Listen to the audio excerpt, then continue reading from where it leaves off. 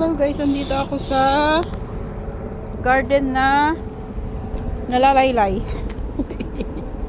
Nalalaylay na kasi mainit. Ayan na yung mga dates. Unti-unti na siyang nag-red. Ayun yung aking tinanim na sampalok. Sa paso lang yan. Pero hindi na nila tinanggal sa paso. Kaya lumaki na siya.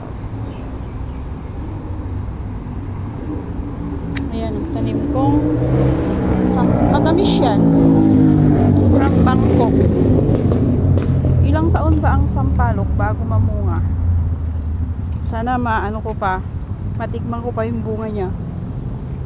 Ayan na guys, wala na talaga siyang bunga.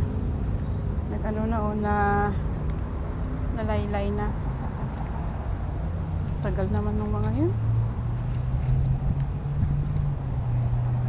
Ayan guys. Ang garden na nalaylay na ang kanyang kabatiti yan mga kabatiti.